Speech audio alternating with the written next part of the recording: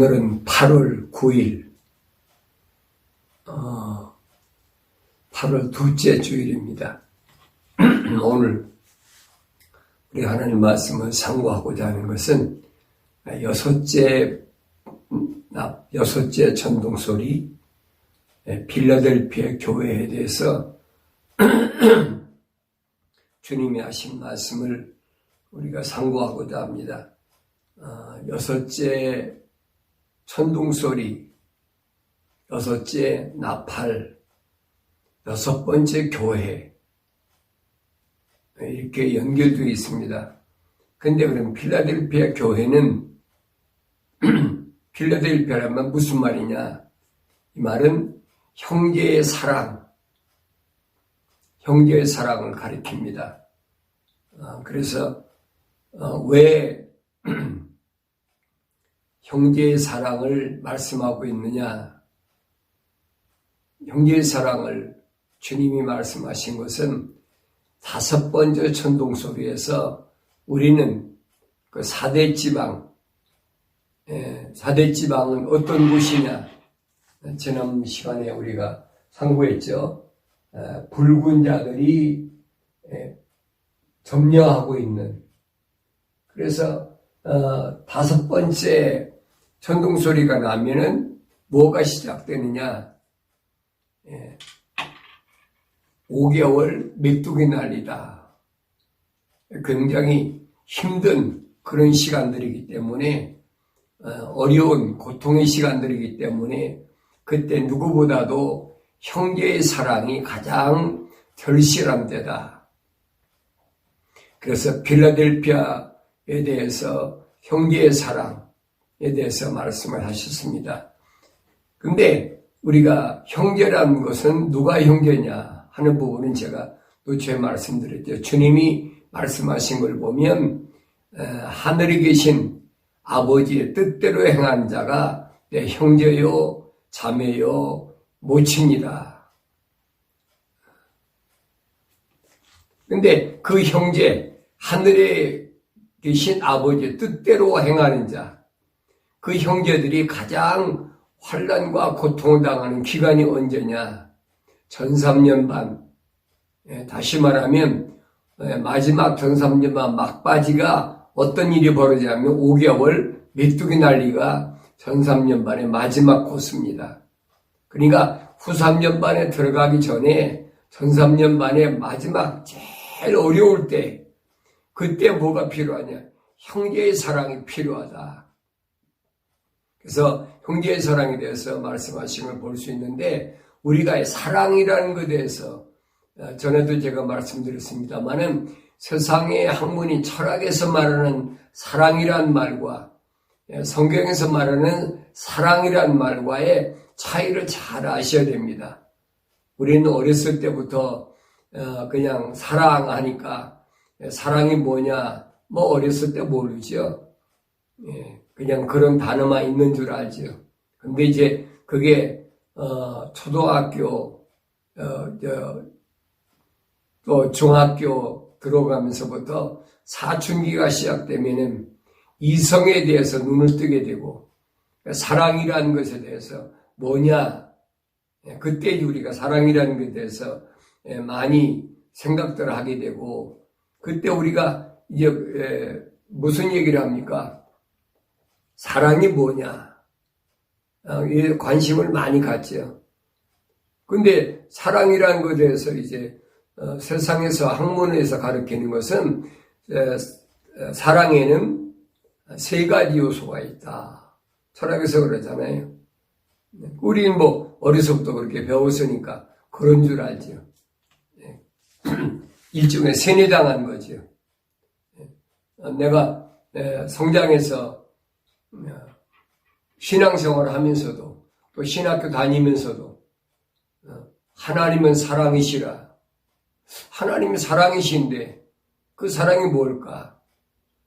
이거 잘 이해가 안 됐어요. 근데 오늘 본문 요한복음 13장 31절에 보면 그가 나간 후에 예수께서 말씀하시기를 이제 인자가 영광을 받으며 하나님께서도 그 안에서 영광을 받으시는도다. 하나님께서 인자 안에서 영광을 받으시면 하나님께서도 자신 안에서 인자를 영화롭게 하시리니 그를 즉시 영화롭게 하시리라. 어린 자녀들아, 아직 잠시 동안은 내가 너희와 함께 있겠노라. 너희가 나를 찾을 것이나 내가 유대인들에게 내가 가는 곳에는 너희가 올 수 없느니라고 말한 것처럼 이제 너희도 너희에게도 말하노라. 너희가 올 수 없느니라. 이 말에 대해서 주님이 말씀하신다는 겁니다. 그러면서 내가 새 계명을 너희에게 주노니 이는 너희가 서로 사랑하라는 것이라. 내가 너희를 사랑한 것 같이 너희도 서로 사랑하라. 너희가 서로 사랑하면 이것으로 모든 사람이 너희가 나의 제자인 줄 알리라고 하시더라. 그랬습니다.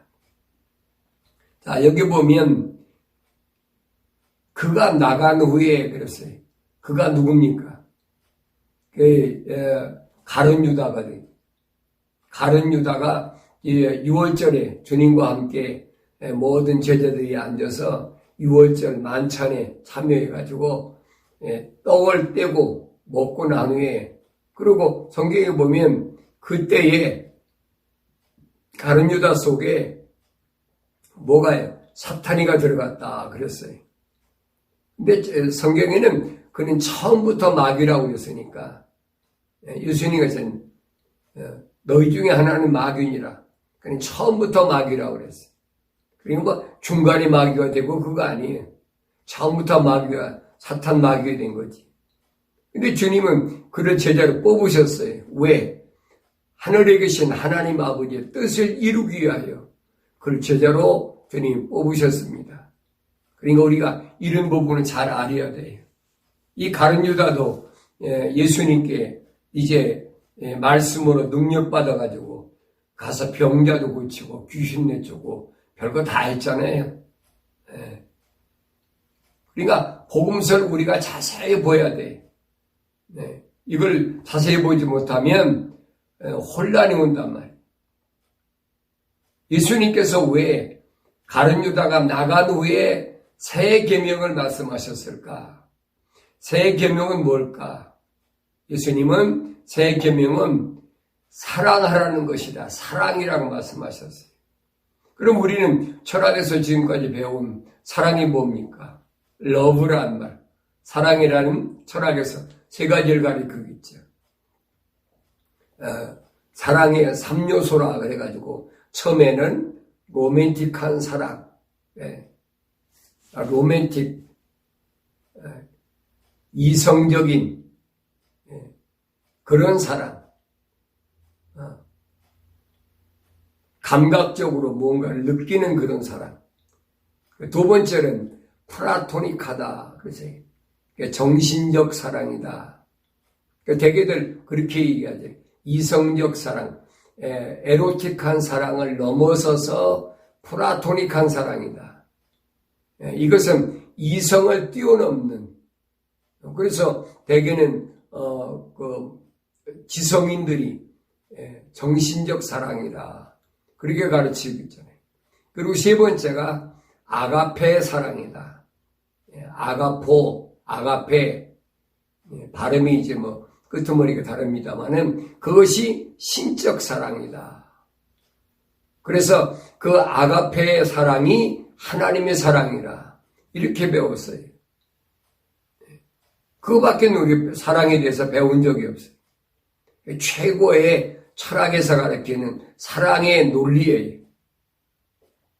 그러니까 예배당에다가도 아가페 교회, 미국이나 한국이나 아가페라는 말만 쓰잖아요. 그 사실은 성경에는 없는 얘기예요. 그건 철학에서 나온 얘기지. 그 아가페적 사랑이란 말은 피조신의 사랑을 가리킬 때 쓰는 말이에요. 하나님의 사랑을 가리킬 때는 그런 말을 안 씁니다. 그러니까 이런 부분을 나도 신학교 다니면서도 내가 공부하고 무슨 박사학위를 뒤집어 쓰면서도 몰랐어요. 왜 하나님 말씀이 이렇게 앞뒤가 맞지 않을까 해가지고 굉장히 내가 그런 거에 대해서 세밀하게 찾다 보니까 이거 아니란 말이에요. 나중에 제가 킹제임스 성경을 읽어보니까 하나님의 사랑은 아가페가 아니라 첼리티란 말, 영어로 첼리티. 이 말은 하나님의 사랑만에 쓸 수 있는 단어예요. 이 말을 우리말로 번역하자면 무슨 말이냐? 거룩한 사랑이라. 거룩한 사랑. 첼리티란 말이에요. 그래서 제가 마크에도 써놨잖아요. 이렇게 첼리티라는 타이틀을 만들어 놨잖아요. 이건 하나님의 사랑을 가리킬 때 영원한 생명, 영원한 사랑, 변하지 않는 사랑을 가리킬 때 퀄리티라는 얘기. 아가페란 말은 철학에서 하는 말이에요. 이건 소위 말하면 신적 사랑을 가리키는 말인데 이것은 피조신의 사랑. 그러니까 세상에 여러 가지 신들이 많이 있잖아요. 그러니까 그런 신들의 사랑을 가리킬 때 쓰는 말을 우리는 그걸 하나님의 사랑이라고 거짓말로 배워왔단 말이에요. 거짓말로 가르쳐왔고 그런 또 배웠으니까 나도 또 그렇게 가르쳤지요. 예수님께서 우리에게 너희는 이렇게 기도하라 하시면서 그랬잖아요. 우리에게 빚진 자들을 용서해 주시오며. 우리에게 빚진 자들이 누굽니까? 내가 언제 돈놀이 했습니까? 빚진 자를. 그거 아니잖아요. 주님이 하신 말씀은 나에게 잘못 가르쳐줬던, 모르고 잘못 가르쳐줬던 그 사람들의 그 빚진 것도 용서해 주시었고, 그리고 내가 잘못 받고, 잘못 들었고, 잘못 배웠기 때문에 나도 잘못 가르친 내 죄도 용서해달라. 우리 죄도 용서해달라. 그걸 기도하라는 것을 우리는 모르고 주님 가르친 기도를 무슨 주문에 외우듯이 그렇게 왔잖아요. 이게 얼마나 잘못된 것인가. 이게 바울도 그러잖아요. 내가 빚진 자로다. 내가 잘못 배웠기 때문에 가말리엘 교부사 밑에서 유대교에서 잘못 배웠기 때문에 바울은 바리새인이니까 선생이니까 안 배우고 어떻게 선생이 되겠습니까? 자기가 잘못 배운 것에 대해서 자기는 잘못 가르쳤다는 얘기지. 그래서 항상 빚진 자로 그런 마음으로 주님을 만난 이후에 그가 하늘의 비밀을 깨닫고 나서 올바로 깨닫고 나서 평생 동안을 빚진 자로 살았다.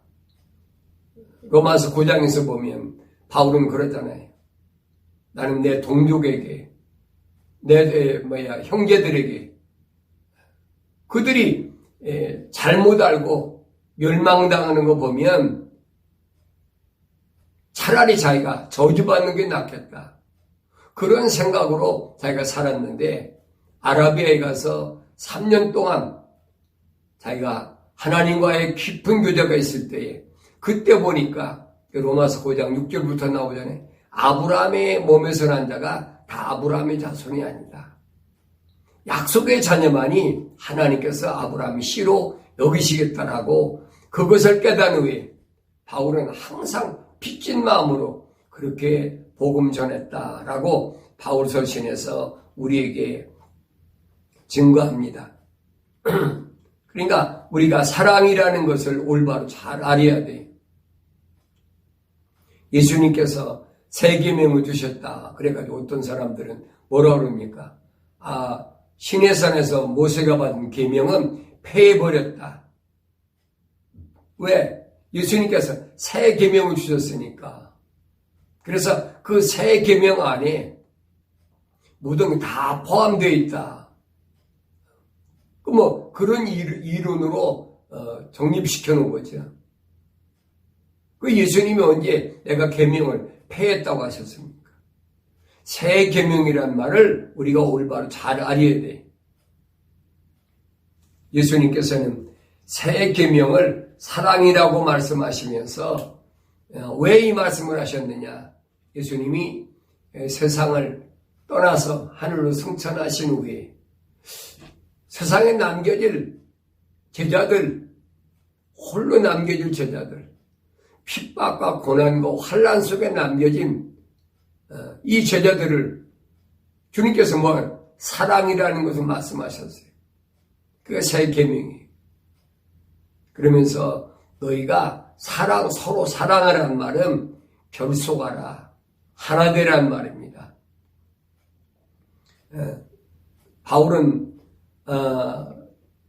고린도 지방에 있는 교회들에게 편지할 때에 이 사랑이 뭐냐 하는 부분을 설명합니다.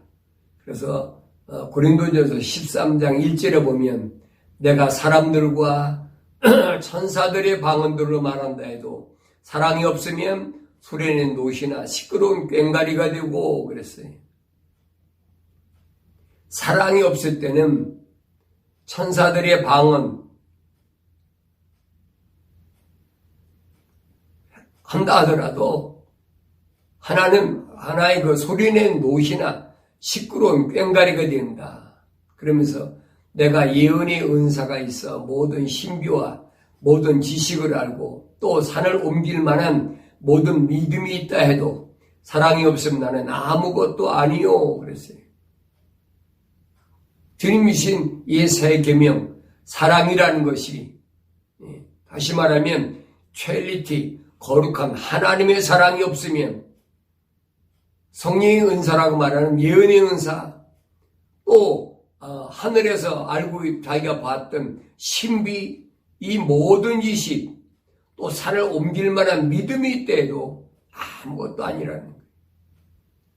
그 무슨 소용이 있습니까? 그게 하나님의 거룩한 사랑만 합니까? 그건 아무것도 아니라는 거예요. 다시 말하면 하나님께서 가지신 그 사랑은 첼리티는 이 말입니다. 첼리티는 이 세상에서 성령 받았다고 갖가지 예언하고 은사하고 방언하고 뭐 한다고 다 하더라도 그건 아무것도 아니라는 거예요. 이 말을 우리가 뜻을 잘 알아야 됩니다. 그러면서 또 내가 내 모든 소유를 주고 가난한 사람을 구제하고 내 몸을 불사르게 내어준다 해도 사랑이 없으면 내게 아무 유익이 없느니라 그랬어요. 자기 소유를 가난한 사람한테 다 구제하고 내 몸을 불사르게 내어준다 해도 그랬어요. 이거 얼마나 훌륭한 사람이 자기 소유 다 팔아 남주고 다른 사람을 위해서 내 몸을 불살라주고 세상에서는 최고 의인이라고 그러잖아요. 그런데 바울은 내게 아무 유익이 없다 그랬어요. 그러니까 하나님의 사랑의 위대함이 어떤 것이냐는 것을 바울이 좀 설명합니다. 그러면서 그 하나님의 사랑은 어떤 사랑이냐?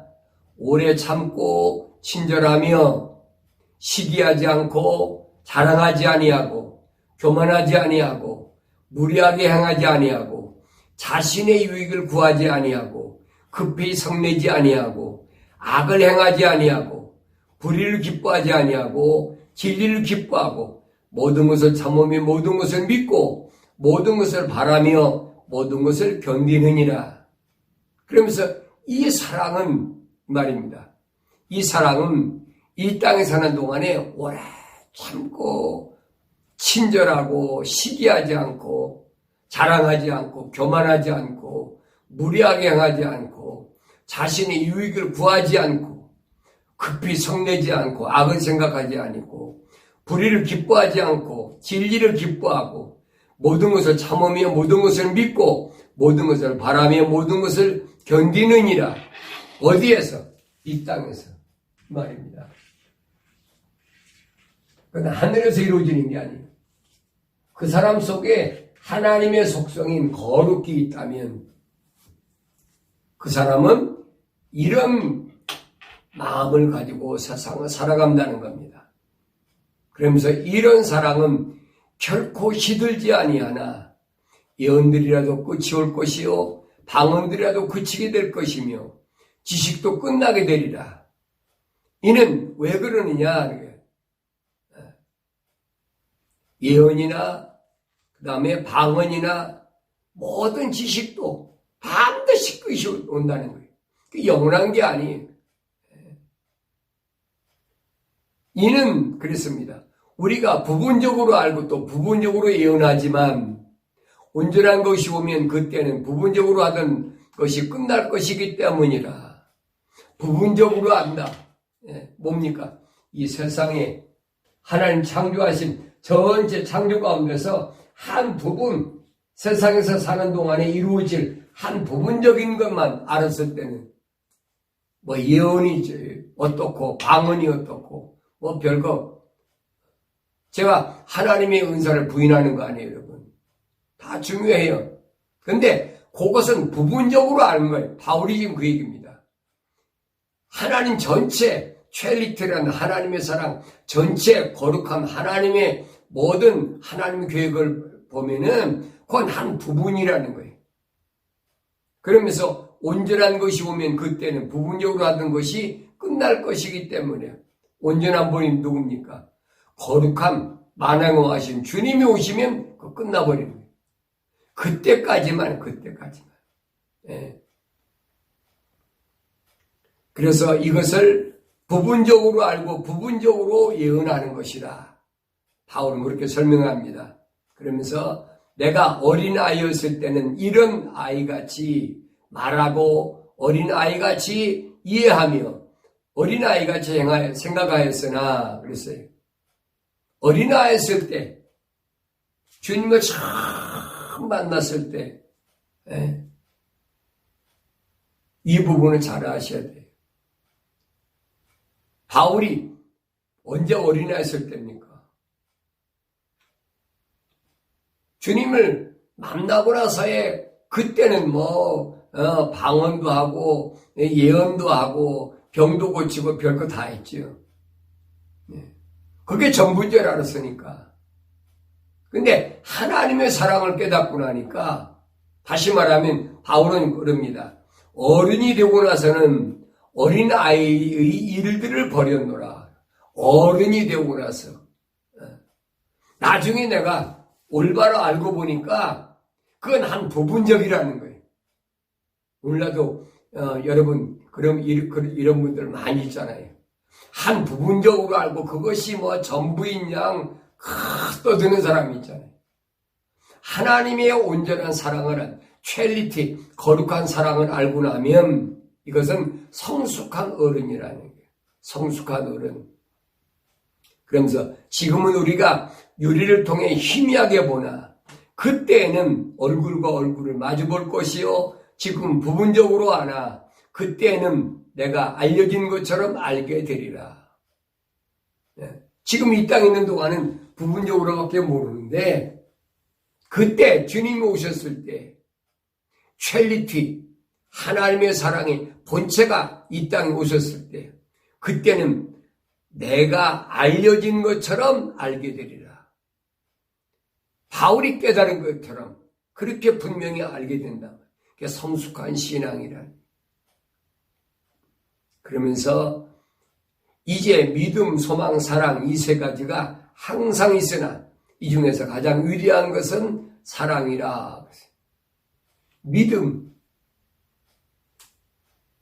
뭐예요? 하나님 말씀은 들으면서 나다. 이 시작이. 기독교 신앙생활의 첫 스타트가 믿음부터 시작합니다. 그래서 하나님의 말씀을 열심히 들어야 돼요. 철학적인 이런 거 듣지 말고 처음부터 하나님 말씀을 올바로 들어야 돼요. 그래야 올바른 믿음이 생기는 거예요. 그 믿음에서 출발하는 거예요. 하나님의 약속, 하나님의 명령, 무엇인가를 올바로 깨닫고 거기서부터 시작해야 된단 말이에요. 그게 신앙생활이 시작되는 거예요. 그 다음에 베드로전서 1장에서 뭐라 합니까? 주님이 부활하신 것은 우리에게 뭘 거듭나게 하사 산 소망을 갖게 하셨다. 거듭나는 그 산 소망을 갖는 것. 그 다음 단계가 소망이라는 거예요. 그 다음 단계를 위해서 하나님은 때로는 우리에게 갖가지 시련도 주십니다. 욥기서 42장 5절에 보면 욥이 그랬더니 전에는 내가 주의 말씀을 귀로 들었사옵나인데 믿음이죠. 근데 내가 이 엄청난 환난을 겪어보니까 이 시련을 겪어보니까 이제는 내가 주를 바라봅니다. 그 소망이래. 하늘의 소망. 전에는 세상에 있는 거 뭐 십남매에다가 동양에서 동방에서 제일 부자로서 믿음으로 사니까 그렇게 세상에서 안락한 이런 것이 전부인 줄 알았는데 이런 시련과 환난을 통해서 이제는 내가 이게 전부가 아니구나. 하늘의 것이 전부구나. 그리고 하나님을 바라보게 됐다라고 고백합니다. 그 다음에 세 번째 보니까 사랑 그랬어요. 사랑. 이 세 가지가 있으나 이 중에서 가장 위대한 것은 사랑이라. 바울이 그걸 깨달았어요. 믿음도 필요하고 소망도 필요하고 다 필요한데 그 중에 제일 큰 것은 위대한 것은 사랑이구나. 이 사랑은 세상과 바꿀 수가 없어요. 왜? 거룩이라는 것이. 거룩의 본체가 뭐냐? 사랑이라는 말. 그래서 하나님은 사랑이시라는 말은 다른 얘기가 아니에요. 하나님은 거룩하신 분. 이것을 우리가 올바로 깨달아야 되는데 깨닫지 못하고 타락한 인간의 속성을 가지고서도 도저히 흉내낼 수 없는 이 사랑이 무엇인가 하는 것을 바울은 우리에게 잘 설명해 주고 있습니다. 이 사랑은 거룩한 하나님의 속성인 사랑을 말할 때 쓰는 것인데 요한일서 2장 23절에 보니까 그의 계명은 이것이니 주님이신 새 계명을 말하는 거예요. 우리가 그의 아들 예수 그리스도의 이름을 믿고 그가 우리에게 주신 계명대로 서로 사랑하라는 것이라. 이 형제의 사랑이. 왜 형제의 사랑이 필요한가? 우리가 서로 형제를 사랑하라는 것이라. 이게 새 계명이란 말이에요. 근데 우리는 이 주님 주신 계명 사랑을 가지고 별짓 다 하잖아요. 사랑을 하고 있으니까 내 이웃을 내 몸같이 사랑을 하고 있으니까 막 불쌍한 사람은 굳이 하고 뭐 하라고 그랬으니까. 세상의 철학적인 윤리와 도덕적인 거기다가 찍어 붙여가지고 그렇게 배웠으니까. 기독교 신앙의 원리는 그게 아니야. 하나님 말씀은 그게 아니야. 예수님이 누가 형제냐, 누가 형제냐. 예수님께서 마지막 때 양과 염소를 딱 갈라놓으셨어요. 갈라놓고 심판하실 때 오른쪽에는 양들이 있고 왼쪽엔 염소가 있는데 오른쪽 양들에게 내가 어려웠을 때 먹여주고 굶주렸을 때 먹여주고 목마랐을 때 마시게 해주고 오기 갇혔을 때 나 찾아 위로해주고 예수님이 내가 언제 그랬습니까? 그러니까 예수님 뭐라고 해요? 가장 작은 자 형제 중에서 가장 작은 자에게 한 것이 바로 내게 한 것이다. 그러면서 너희는 하나님의 거룩한 영광에 그 천국에 올라가라. 그랬어요. 근데 왼쪽에 있는 염소들에게 똑같은 말씀하셨어요. 내가 굶주렸을 때에 또 헐벗었을 때에 목마랐을 때 오기 갇혔을 때에 내게 한 것. 그러니까 이 염소들도 마찬가지. 우리가 언제 했습니까? 그러니까. 가장 작은 자에게 한 것이 나에게 한 것이라. 그러면서 똑같이 했죠. 염소들도 하고 양들도 했어요. 근데 왼쪽 염소들에게 뭐라고 해요? 너희 저주받을 자들아 지옥불에 들어가라. 이게 얼마나 여러분 중요한 부분인가 아셔야 돼요. 양과 염소가 똑같이 했어도 하나는 어떤 마음으로 첼리티, 거룩함, 인내, 거룩함, 봉사, 거룩함, 사랑. 그런데 왼쪽에 있는 염소들은 그게 아니잖아요. 러브라는 철학에서 말하는 사랑으로 했단 말이에요. 그러니까 양과 염소가 다 갈라지는 거예요. 어디에서? 주님 주신 새 계명에서. 이 새 계명을 그래서 이 사탄 마귀는 받지 못하지. 가룟 유다는 받지 못하지. 가룟 유다가 나간 후에 주님이 새 계명을 말씀하신 거예요. 이런 부분을 우리가 디테일하게 자세히 알아야 흔들리지 않는다.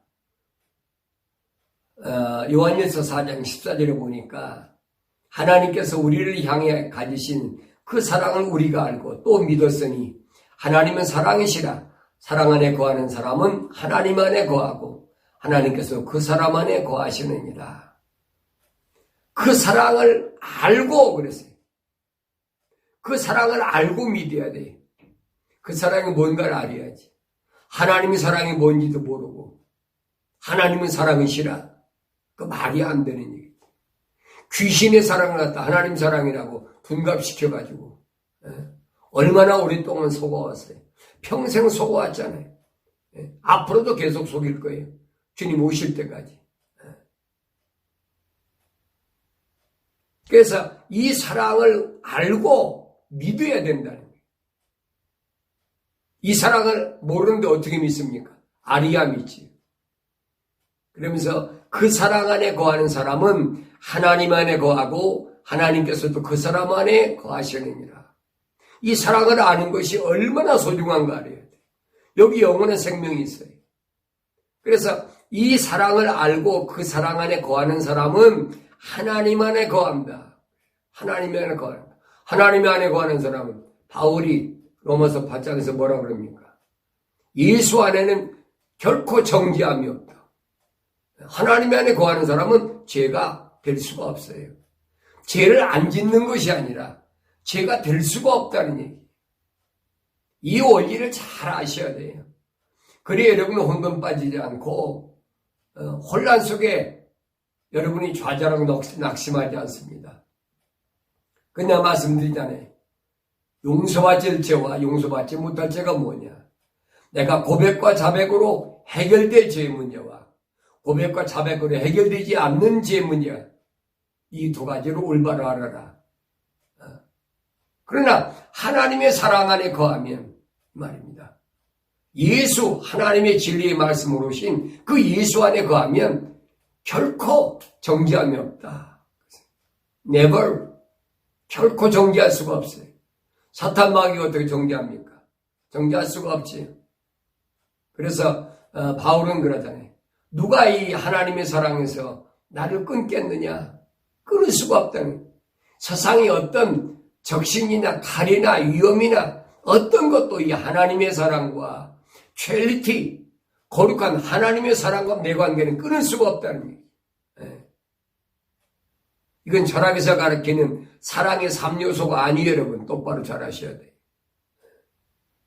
나도 그렇게 배웠고, 그렇게 배웠기 때문에 그렇게 가르쳤고, 얼마나 내가 힘들었나 몰라요. 한때는 원망도 많이 했어요. 근데 하나님의 진리의 말씀을 깨닫고 나니까 주님이 가르친 기도가 뭔가를 내가 깊이 묵상하며 깨닫고 나니까 그들의 죄를 용서해줘. 그들의 죄를 용서해달라. 나한테 잘못 가르쳐준 그 사람. 그게 누가 됐든 그러면서 내가 잘못 듣고 잘못 배웠던 그것도 용서해달라. 그리고 내가 또 잘못 가르쳤던 거 우리의 죄도 용서해달라. 그걸 여러분 기도하라는 거예요. 우리가 올바로 깨닫지 못했을 때 했던 것들은 주님은 다 용서하신다라고 바울 사도가 분명히 증거했습니다. 전에는 내가 알지 못했을 때는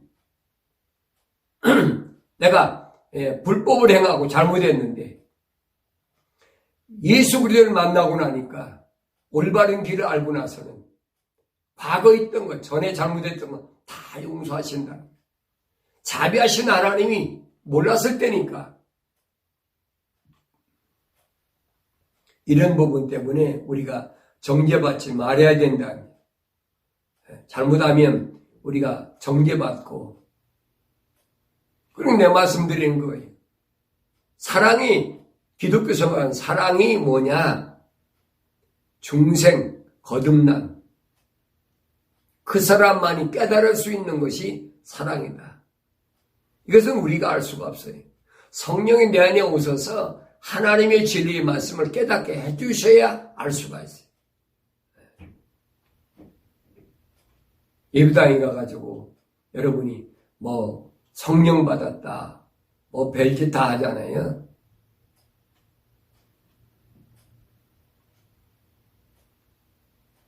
사도 요한은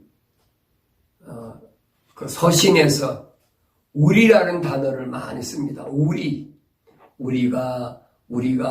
말을 다른 사람 많이 사용하는데, 이 우리라는 단어를 혼돈하지 말라. 우리라는 단어는 물과 성령으로 거듭남, 다시 말하면 하나님의 거룩한 호흡으로 지음받은, 그리고 하나님 거룩한 성령이 결합된 온전한 사람, 이 사람을 가리킬 때 우리라는 말을 쓰지, 예배당에 나와 앉아있다고 우리라는 말 씁니까?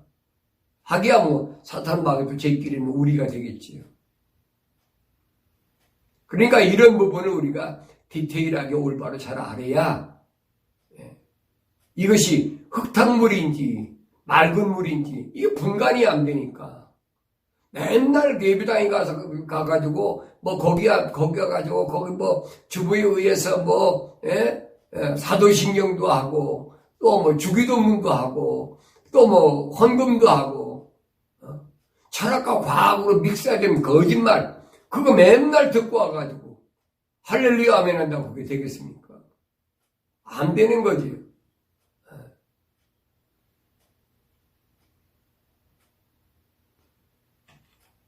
대부분은 예배당에 다니면서 엉터리 방언하고 예언하고 또 병 고치는 은사 받았다고 남에게 안수해주기 좋아하는 이런 사람들, 이게 거짓 것들이거든요. 이런 것들을 조심하라. 이런 과정은 저도 다 지내왔어요. 그렇게 배워왔고 그게 정통인 줄 알고 배워왔고.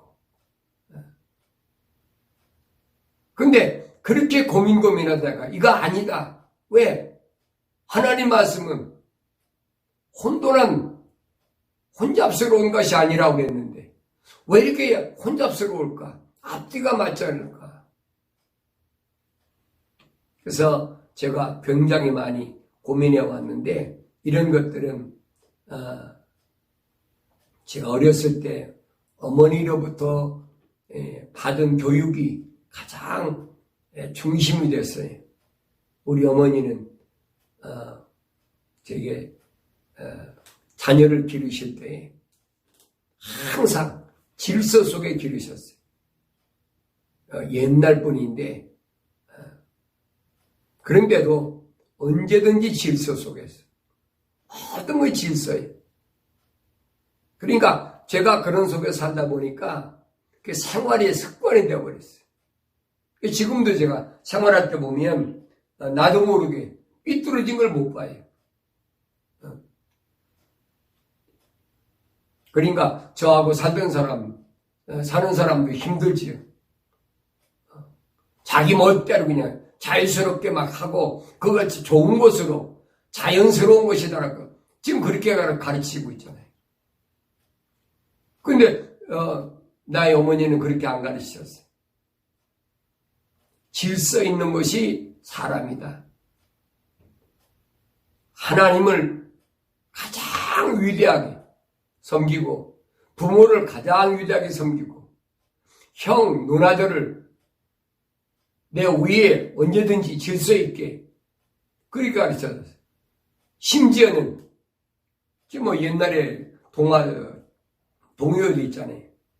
배터리의 신발들이 나란히 밥상의 젓가락이 나란히 무질서는 용납이 안 됐어요. 무질서는. 그런 속에서 어려서부터 이 몸에 배다 보니까 나중에 내가 자라가지고 공부하면서 이 하나님 말씀을 상고할 때도 보니까 이게 질서가 안 맞는 거예요. 어떻게 창조주 하나님하고 피조물하고 1:1 대결이 되냐는 거예요. 이게 말이 안 되는 얘기예요. 이게 무질서잖아요. 그러니까 이런 것들이 마음속에서 항상 떠나지 않은 거예요. 왜 이럴까? 성경이 왜 이럴까? 그러다가 제가 킹제임스 성경을 읽어보니까 이게 맞는 거구나. 킹제임스 성경이 그렇게 안 됐어요. 창조주 하나님과 피조물과 완전히 구분해 놨거든요. 그래서 내가 여러분들에게 킹제임스 성경을 읽으라고 자꾸 권면하는 겁니다. 바울은 그러면서 고린도전서 1장 26절 보면 형제들아 너희는 너희 부르심을 보라. 부르심을 받은 자들은 육신을 따라 지혜로운 자가 많지 않고 권력이 있는 자도 많지 않으며 좋은 가문에서 태어난 자도 많지 않다 그랬어요. 하나님께 부르심을 받은 자, 에클레시아. 다시 말하면 하나님의 생명의 호흡으로 지음받은 자들은 이 세상에 나올 때 보니까 육신을 따라 지혜로운 자가 많지 않다는 거예요. 지혜로운 사람만 예수 잘 믿고 신앙생활 잘하고 그거 아니라는 거예요. 책을 많이 읽어가지고 뭘 안다? 천만의 말씀이. 그러면서 권력이 있는 자도 많지 않고 좋은 가문에서 태어난 자도 많지 아니라 그랬어요. 세상 사람들의 어떤 외적인 부자나 좋은 가문이나 지혜로운 자나 그렇다고 그 사람이 하나님이 선택한 사람이 아니라는 거예요. 부르심을 받은 자가 아니라는 거예요. 그걸 바울이 깨달았어요. 우리도 깨달아야 될 줄로 믿습니다. 그래서 내가 가는 길이 올바른 길인가? 올바른 길이 아닌가? 이것이 여러분 가장 핵심 문제예요. 내가 가는 길이 어떤 길인가? 내 평생을 바쳐서 믿고 신앙생활한 이 길이 올바른 길인가? 핵심이잖아요. 그렇지 않으면 여러분 그 사람이 50년을 살든 70년 살든 100년을 살든 이것은 솔로몬이 말한 것처럼 헛되고 헛된 거예요. 허무한 것밖에 안 되는 거예요.